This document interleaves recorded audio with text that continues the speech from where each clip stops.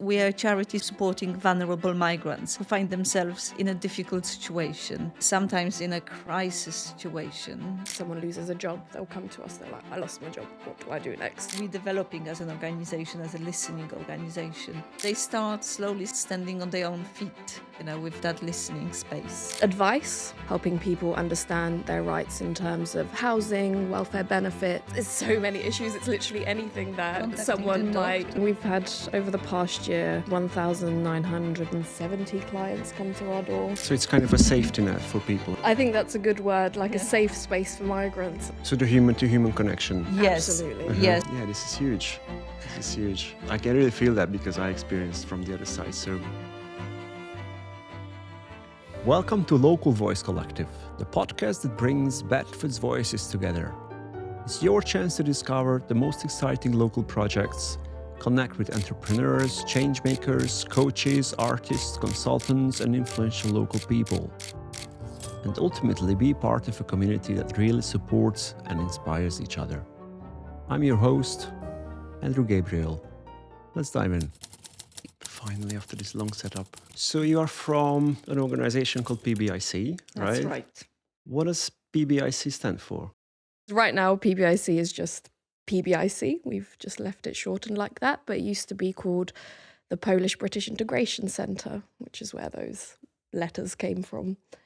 But we changed that back in 2020, as we were originally established to support mainly Polish migrants, but that developed, didn't it, over the course of 16 years into supporting more migrants. So we decided to just shorten it. We were quite open, and when other migrants were coming for help to PBIC, we were quite open and supportive.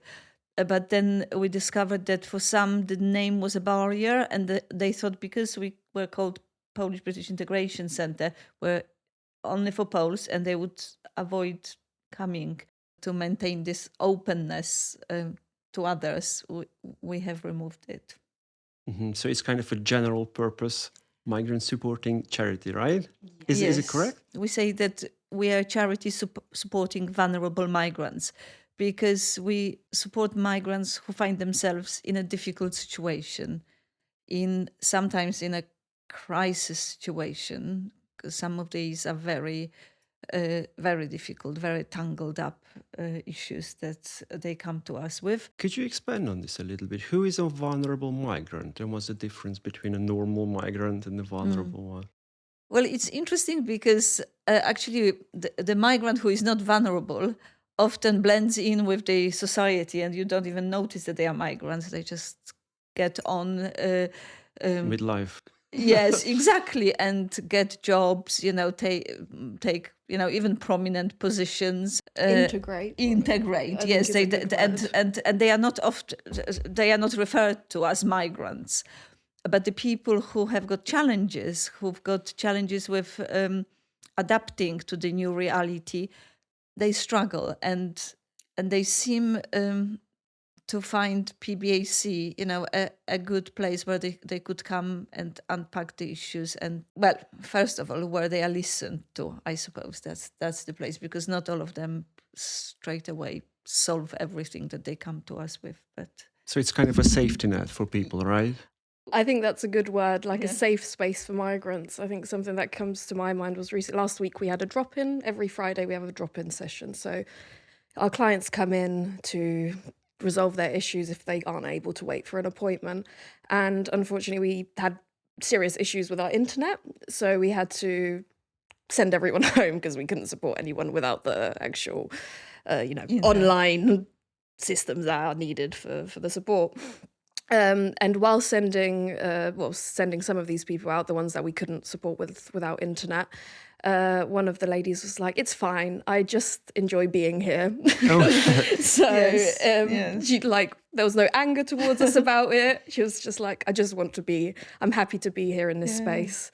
And and I think that's a big part of what it's all about, isn't it? Is creating that safe space for people to be able to open up about issues that they don't understand themselves a lot of the time and don't have anywhere else to turn to. A bit like a community, right? It is a community, but because there is so many nationalities, so many different migrants accessing us, we sometimes, the whole community thing is like, because you think, oh yes, we used to be part of Polish community, which we still are, because a lot of us are Polish, but we also link with other communities. But effectively, the community that we create is of all these people, isn't it? It's all of them. But I think what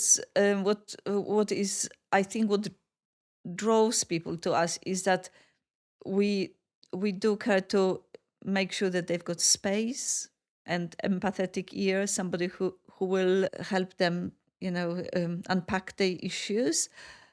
And also time is important, because very often people are faced with very restrictive time limits. You can, you've got 15 minutes, online for some sort of appointment, or you've got a deadline to submit a form. Yes, to submit a form, Okay. or you've got so much time to deal with, and they can sort one or two things out. But with us, we notice that yes, the issue that they come with, so could be issues with the immigration status, or issues with the benefits, or it could be there's things like domestic violence, losing their homes. There is some really serious stuff that we're seeing, but these are like almost like the tip of the iceberg. When they start unpacking it, they go into very personal, deeper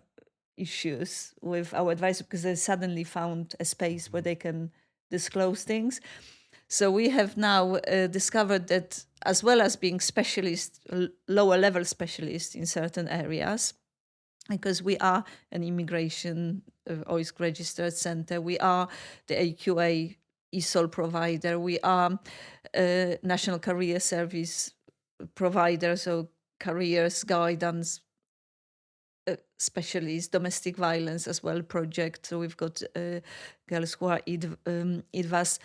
But this is all kind of on a low level. I think what holds all the services, in such a high demand for migrants is the awareness that the listening part is so important. So the human-to-human connection. Yes, Absolutely. yes. Yeah. So, and our advisors are aware that when the person comes to them, yes, they deal with the problem, but they also need to be aware that they are providing a listening space. So they juggle the two, and they switch between the two. And we have picked that out, and we really treasure that, and we're developing as an organization, as a listening organization. So it's 100% you need to have like really good people skills, right? Oh yeah. Yes, yes, yes, 100%. yes. Yeah, because our staff, advisors, and volunteers listen to the people, so they need to be listened to as well. So it's the whole listening culture. What is the most common scenario that you face? As in like a client coming into us? Yeah. Or Why do people reach out to you? being stuck and not understanding what to do next in various situations. So I don't know, someone loses a job, they'll come to us, they're like, I lost my job, what do I do next? Or people who are suddenly in crisis, like coming in saying, we're getting evicted tomorrow, what do we do? So it's mainly people coming in, I think, that don't have a good awareness of the rights they have in the UK, and seeking for that support and explanation. Like, our advisors are multilingual as well. I don't think we've mentioned this yet, have we? That they speak Polish, Ukrainian, Romanian, as well as English.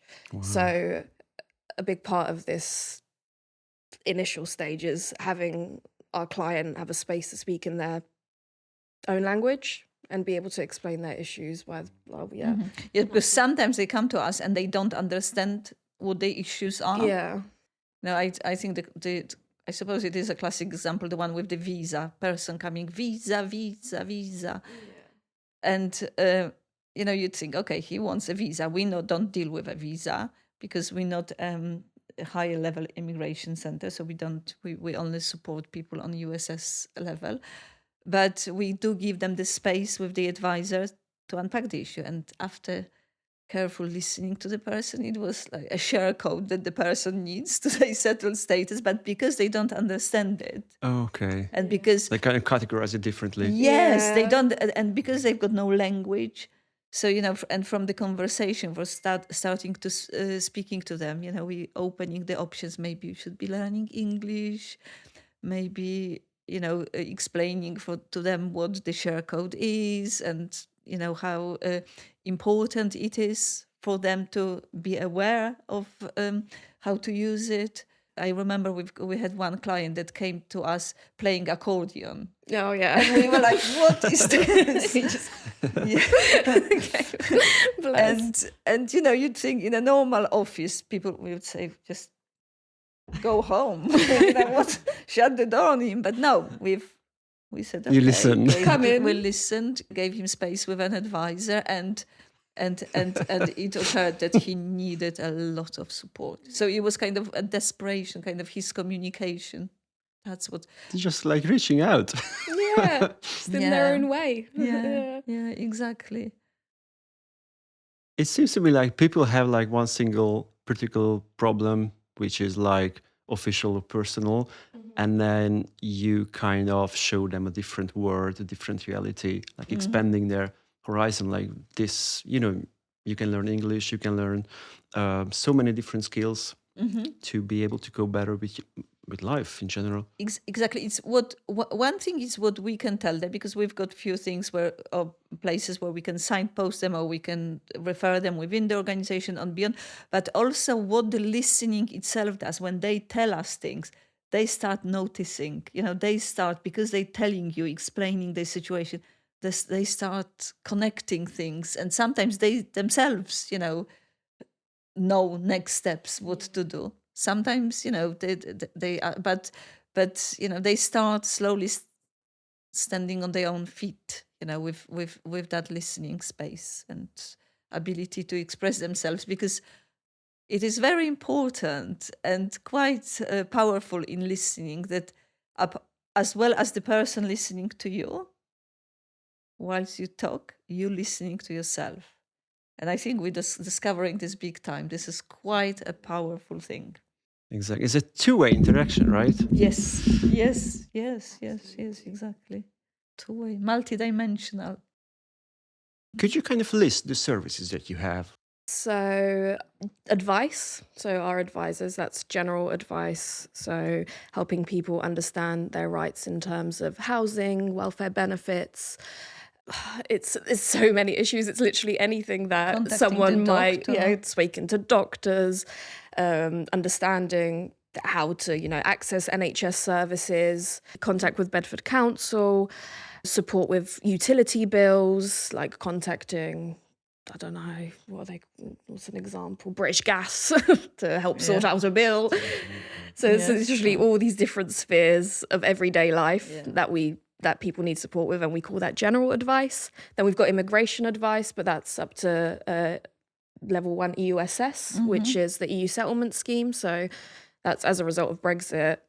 All of those from the EU, I'm sure you know this, had to apply for settled status. And we were one of the charities that, were supporting people in this transition. And we continue to support them because people still struggle because it's all digital. They come, like Mags was saying here, for share codes. Some for help with late applications because they haven't yet applied. It's 2025, like the deadline was back in 2020, but there's still people that that are seeking that support to apply because they didn't know, because they just weren't aware, weren't told, or just didn't understand. With many of them actually having the right to be here because they had been living here before 2020. So that's immigration advice.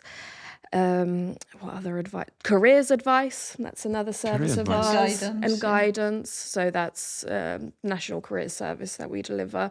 So advisors have one-to-one sessions with clients to discuss their current situation, what they'd like to do in the future, and help with creating like an action plan.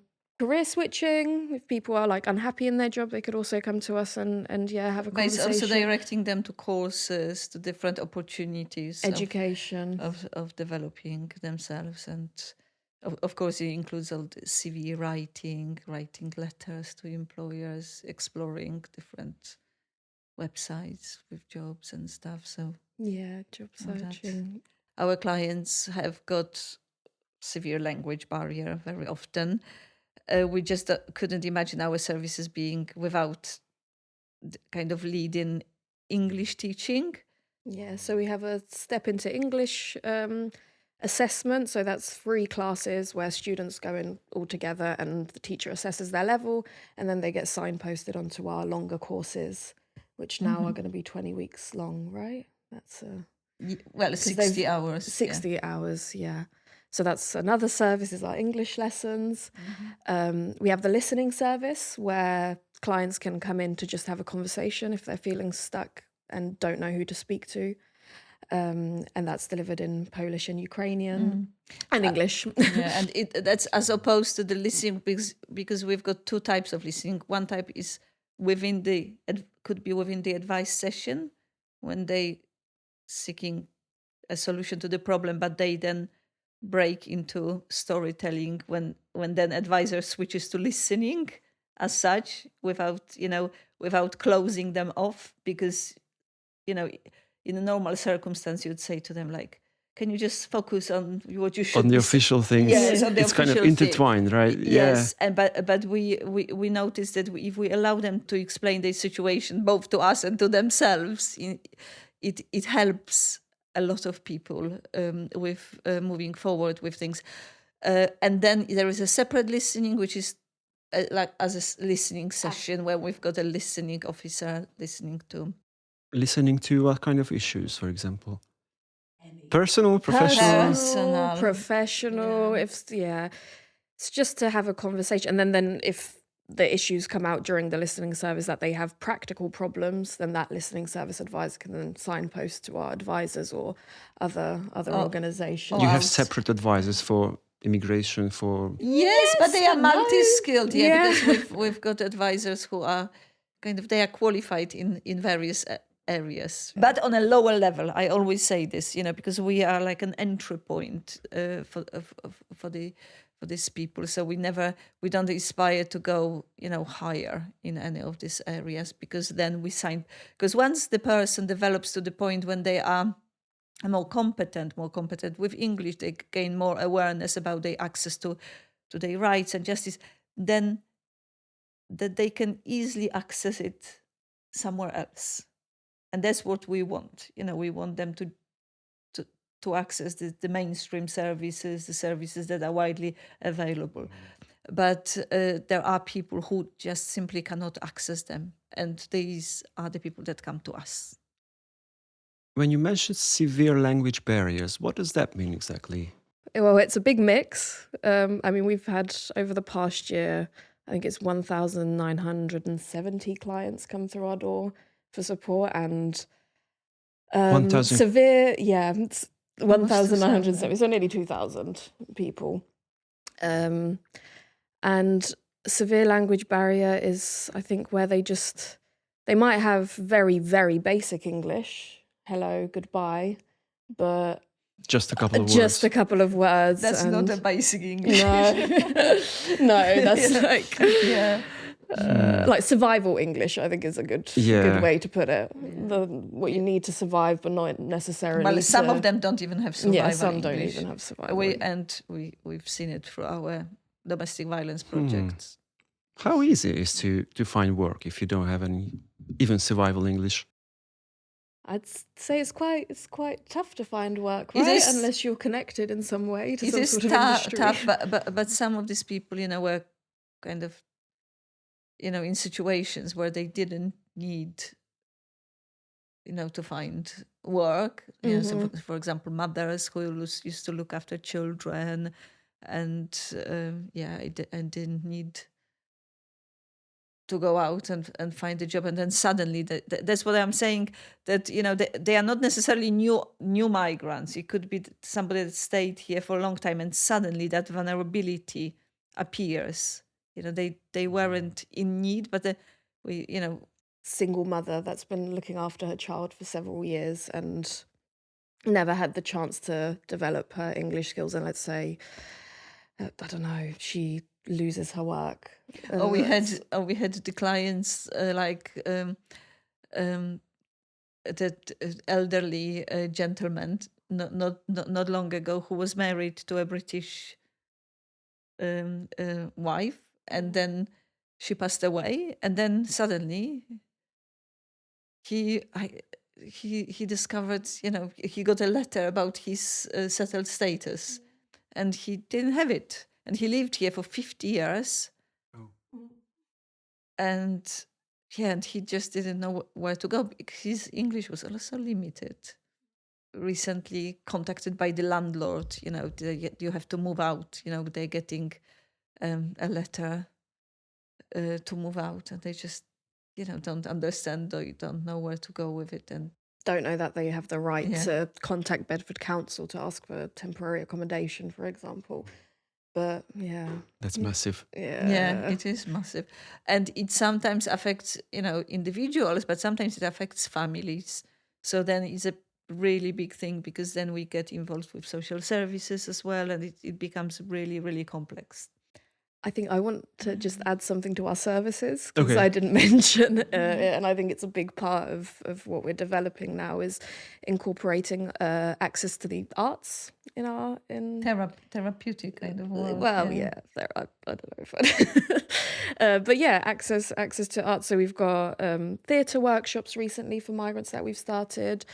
Also, we started ESOL with Art, where there's an incorporation of artistic activities during English learning for those who have a very basic level, and events. We've organised Polish Heritage Day over the past, I think, 4, 5, even longer, hasn't it been? I've organised it for the past 4 years, but others have. I think from the start we've been always very art focused, and I suppose it comes with the story of beginning of our organisation, when in 2004 the borders of UK opened to take on people from Poland. There was a huge influx of Poles, and some of them, faced various issues, and the first point of contact for them naturally seemed to go to the church. Yeah. And so they were coming to the church, but the priest didn't have the capacity to support them. But he knew. It so happened that I was on maternity leave at the time. I was near having because Rob was born in September 2004. So he started sending people to us, to our family home. And we were, at the beginning, yes, we were helping them, and it was few people, and then very quickly turned into tens and hundreds. We started... Hundreds of people. Every single day? Well, not every single day, no, but certainly on a weekly basis, it started, because at the beginning, when it was just me supporting, it was quite steady and slow, but it very quickly picked up, and people, especially finding themselves in critical situations, not understanding the system, not understanding what to do, and also not being able to communicate in English. They were finding it quite challenging. And when more and more people were coming, I was first involving family, then friends. And and at some point, we turned our front room into a classroom, like an waiting room. Yeah. And at some point we had a wake-up call. When it was one evening, I remember there was a knock on the door, and there was a family standing there. It was a landlord or some sort of organization. It was almost like a gang activity. After we looked into it deeper, took their passports away from them and chucked them out the accommodation, and they didn't know what to do. And So we were solving it, but then we started thinking, there's people coming day and night. We perhaps need to consider doing something more rather than like a family initiative of support. And So you were helping them on your own? yes, the well, it was beginning. family and then friends. Yes, yeah. Lots of volunteers started Yeah. off with. Yeah. Well, it started with me, yes, because I was the first one seeing people, yes. Yes, and then I was saying to my husband, help me. I was saying to my friend Julia, because Julia was the sister-in-law, and she was doing a lot of help as well, and then we had other friends arriving and supporting, and then we thought, oh. How did they know about you? The church, isn't it? It's the You church. seem to have really good marketing.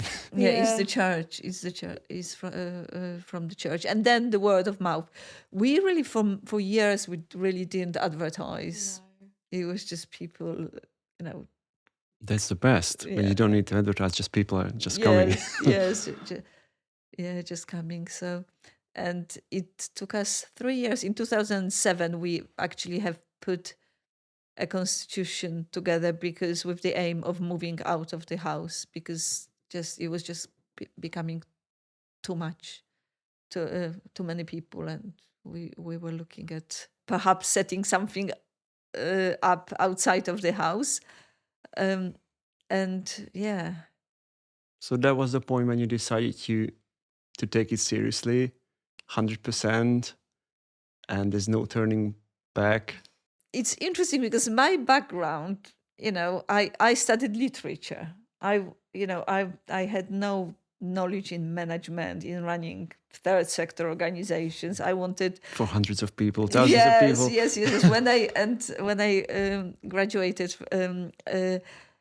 I really wanted to devote myself to. There's a particular poet, Cyprian Kamil Norwid, who I really, was focused on, and at some point I was thinking, I was writing, some essays about him, and I was thinking a little bit of, about all this happening as a bit of a distraction. I'm thinking, it's pulling me away from what I want to be doing. And at some stage, I wrote to the Norwid Institute in Poland, giving an excuse why I couldn't write something on time, because I've got all this going on. And the professor wrote to me, you think what Norwid would say, which is the poet. And that really has opened in me, because Norwid was he really, one of his main quotes was that beauty is here to inspire us to work. And then he says, and the work is so we can be resurrected, so we can transcend our, all our issues. And that I've seen this as huge inspiration then to start bringing art into what we were doing. So we've been doing art workshops from the start. We started a song and dance group, which we called Prometheidion, which is the name of the poem by Cyprian Kamil Norwid. And it kind of really drove me, quite strongly, that combination between art and helping people. Yeah. And we're doing it, and we're just working with Bedford Creative Arts and Legal Aliens to open the theater group, and we are now combining our English classes with art, so we're calling them English and art classes rather than just it's there. English and art. Are you talking about literature? Or reading? Or is it a book club? No, it's more like it's painting, isn't it? It's painting. And There's crafts. a lot of painting. For example, at our staff meetings, we use the watercolors. If you come to our staff meeting, you see people are painting, but okay, even the stuff. Yes, but it's not. It's not. Not to distract from the seriousness of the meetings, and in fact, it really helped us to overcome the the heaviness of some of the issues that we had to discuss, and that some of the staff certainly felt burdened with. And since we started bringing the watercolors, it kind of opened almost like a new dimension for us, and definitely has helped us as a team to pull together. Yeah. That's really powerful.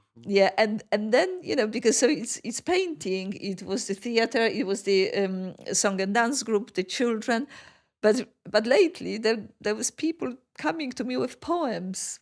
I've written a poem. There is a poem here, so we're actually thinking of opening a blog with poetry. Yeah, with migrant poetry. Which is for me is a huge thing, because this kind of takes me back to the poet that inspired me. Yeah. Just going full circle, isn't it? Yes. Yeah, I experienced that myself. Art can really be a cushion Yes. for Yes. For example, if some therapist is doing some kind of trauma work and there's a client who just cannot open up about anything and just closed up completely, and art could be like the only thing that could make wonders. So sometimes people express themselves in art much, much better. Exactly, because of the complexities of our situations. Words are quite limited, but then you've got the different languages, different also cultural expressions, and it could really block you from properly communicating. And art adds this definitely other dimension. Universal dimension that everyone Yeah, is understand. can be a Lives part in. of, Exactly. regardless of where you're from, who you are. Art is there Yeah. for us all. Yeah, this just made me think about our latest event was the Ukrainian Independence Day, and it was all about art, wasn't it? It was because we've had Ukrainian artists Sergei and Maria running some workshops. We had watercolors, and you could just see how people are drawn and connected by it. Really quite powerful. You mentioned quite a few interesting stories. Do you have anybody who stands out, who can be like a North Star for other people to look up to From your community, From our from the people community. you supported? For me, someone that comes to mind is my colleague Tatiana Trotsenko.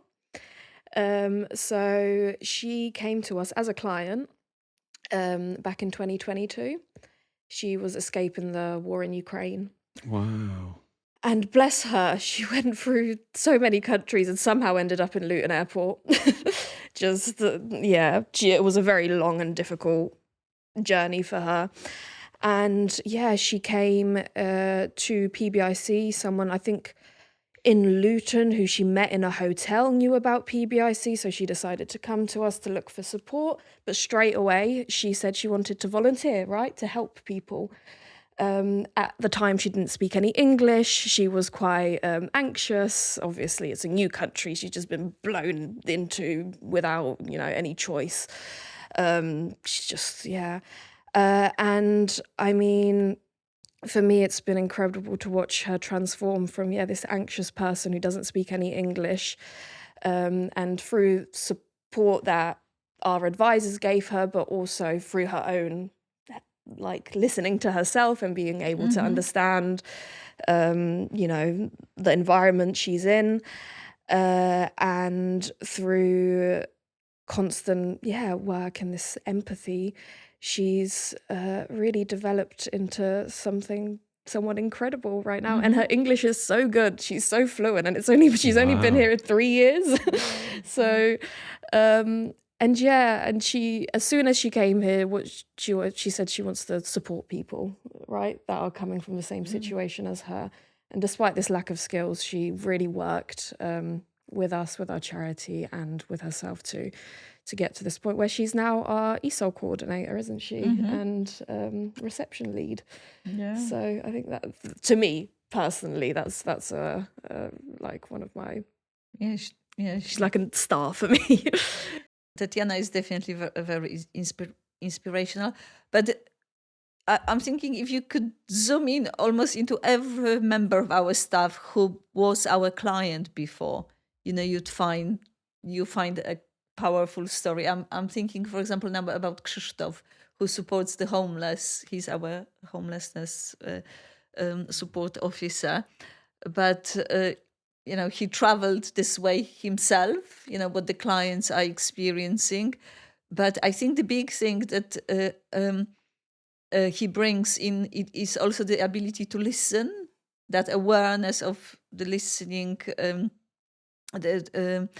how important it is, how to listen to yourself mostly, of course to clients as well, but how to develop yourself, and that inspires others as well, who then see that process in themselves.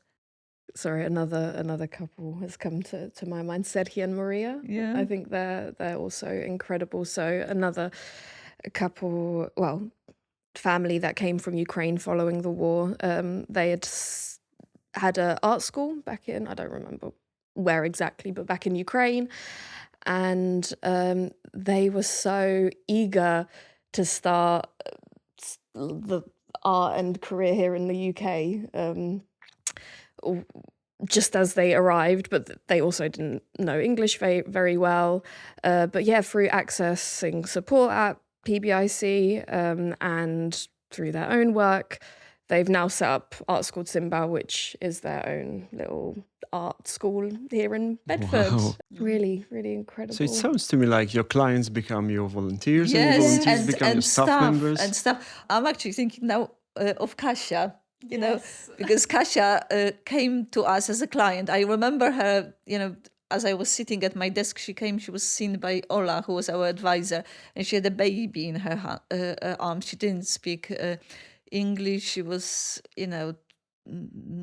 they had certain struggles, and she then, started learning English with us. She was in Ala's classes. Ala was her teacher, and so she developed her English, and then she wanted to volunteer.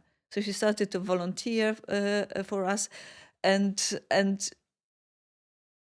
at the moment we had a moment where I was looking for a person for support with finance, because we had a bit of a person left, and I thought of her, and oh my God, she is the best. Wow. She is the best. She's our now finance finance support. But the whole journey from being you can say vulnerable client to the potential they've got, and yeah, very inspirational to others. But we've got we could go through every member of staff. Yeah. I think. So it's like a journey, right? Yes. Are you following the journey of every single member? We have. You're talking about the client. Yeah, the client. Yes, we've got a so-called client minding system that we're working on, which is not easy. We've got I think our system is getting better. But our advisors are what we call client minders, so they do oversee journeys of our beneficiaries, and some of them are quite amazing. We gave example of our staff, but there is also people that moved on beyond PBIC as well. I'm, for example, now thinking of the girls that set up the Polish school, or Wow. they've started, they were supported through PBIC, but they are now independent, and other initiative.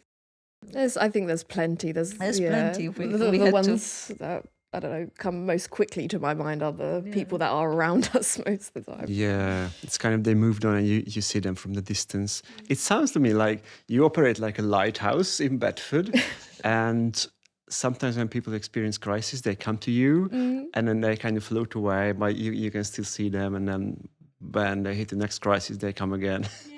Yeah, and there are people who fall from one crisis to another, but there are people who really pick up and make it, stand on their own feet, and then they support others as well. So I think then, we don't have that many people needing our help, because those who were supported by us support others. I definitely think that's the case. This Yeah. is huge. Honestly, I experienced being on the other side myself. So I came from Hungary, didn't speak I spoke a couple of words like yes and no, and I had a list of words like 150 words on a spreadsheet. I learned all of them. That was my English, and it was tough. It was really difficult. So all my admiration for doing these kind of amazing work. It's really close to my heart, especially English, and especially like navigating a different environment, different official services, different job seeking, like literally every single area of life, education as well. So yeah.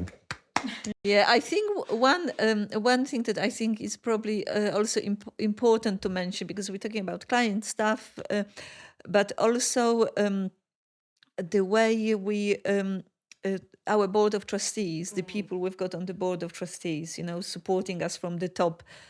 I think this is very important to mention, because as we were developing our initial board, not necessarily board of trustees because we weren't a charity to start with, were friends and family. And then in 2017, my husband, who was very strongly involved in PBIC, passed away. So it all kind of was, what do we do? Are we going to carry on? And at some point, I thought that we won't be able to do it. And it was a tough time, because when my husband passed away, I was expecting my son, and so I just thought I just won't be able to do it on my own. But people, volunteers, staff were coming, saying, come on, look what we do, look what we're doing to clients, how we're supporting them. So I pulled the board together, who at the time mostly family and friends, and we concluded that we need to reach out wider, to function as a charity, make the board, open, not just to a closed circle, but more widely, and started recruiting. And I think a big point was Nigel, our first person that came in at the time, who was recruited in a very interesting way. Yes. I don't know if you want a story. That's a story, definitely. Okay. Definitely, because Albert, who was already on the board, really took it to heart, the fact that we need to be looking for new people to support the charity if we are to last or to continue. And he happened to be in a really poor situation where his dog, young Alsatian, crazy pulled dog. a lead and knocked him over, and I think he broke his leg. He broke his leg. So, and it happened. He was lying in the field in Risley somewhere. Small village outside of Bedford. Yes, and this chap, another person, was walking a dog and noticed Albert, and he called an ambulance, and the ambulance was coming. And in that time, Albert, he was trying to occupy Albert by talking to him, but he later reflected that Albert seemed to be very focused and asked him a lot of questions whilst being in pain, and so it's kind of the other way around. I think the fire brigade had to come, because he was quite stuck in the middle of a field. Wasn't he? So, and they exchanged phone numbers, and then Albert called, and the person who was helping was Nigel, and Albert called Nigel, and he asked him, "Would you like to become our trustee?" And Nigel was, "Whoa, why is that?" And he said, "Well, I chatted to you, and it seemed you'd be a suitable person." And Nigel was quite shocked by that.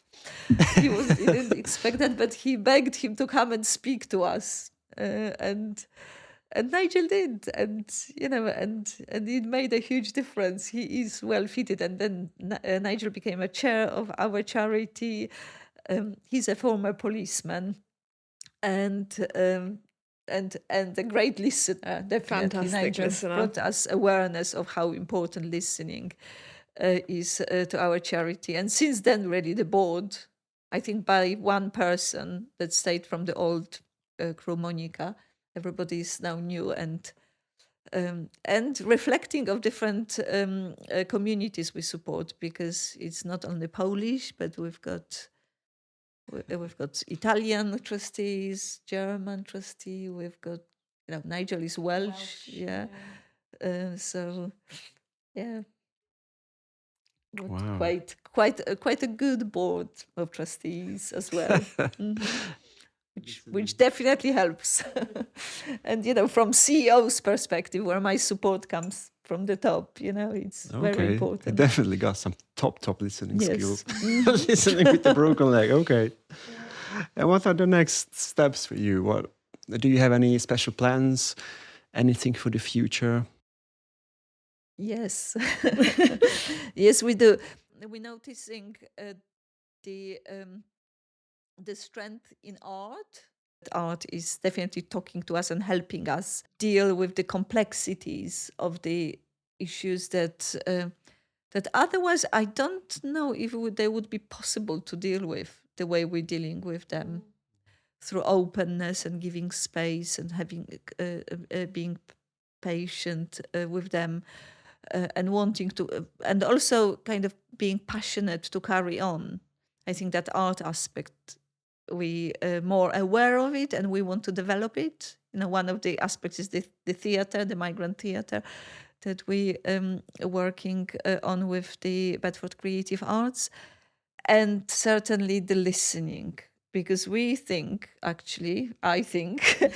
that if everybody start to appreciate what deep listening really does, the world would be a different place. And there wouldn't be a need for PBIC Absolutely, anymore. Yeah? absolutely. So, and we'll be happy then. So we are big advocates for listening. We are now in touch with listening movements, like in Europe. We want to put more awareness of the listening locally, but because people sometimes think, oh yes, of course we need to listen, but it's not quite that. By deep listening, we mean more the focus, the attention you give yourself and others within the services that you offer. So yes, all the other services are important. Advice is important, teaching is important, career guidance, all very important. But if you don't put listening in the center of it, they won't be as impactful. And so that's where our focus is. Listening and art. And art, yes. Yeah. So here's an organization that really listens, and all migrants coming from Poland and from all over the world, just reach out. We are developing ourselves in the listening, because you said to really listens. I feel like that I myself, I still need to be learning to listen. There's never like a really, I think truly deeply. But this is where we are open to listening, and that's and yes, we listen. We're open to everyone who needs someone to speak to and help unpack their issues. And we did have British clients as well. We have actually. I was looking at our reports recently, and they've become one of our top groups of people we're seeing. So we've got Polish people need listening. People really, people want just the space to go where exactly they're listened to. That people they can say whatever, and you're not like, what do you actually want? Like, what do you need resolving? Whereas we're more like, just come and talk, and then we'll figure it out together. Exactly. Okay, I might come. Please do. I'm a migrant. Yes. Yeah. I got stories. If there's somebody to listen. Okay. Well, thanks for coming. Thank you for having us. Thank you for sharing this Thank you. interesting story. And yeah, this is huge. This is huge. I can really feel that because I experienced from the other side. So It does feel as huge as well to me. I just think, I sometimes when I'm thinking, what's going to be next? And I calm down. yeah. But, there is all challenges that, we haven't really spoken about with funding, but it's all, as long as our focus is right, all the other issues seem to be kind of solving themselves. Yeah. Okay. Thank you. Thank you. Thank you. Lovely. Woo! How do you feel? I feel different. Yeah? Because I but I think it's because I was on Friday. I was in a panel when I was being filmed by the Polish media about the homelessness, and I felt totally different. Yeah? Yeah, totally different.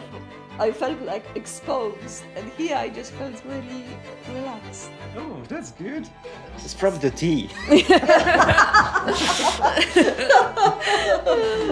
Oh shit. Or maybe it's the company. Yeah.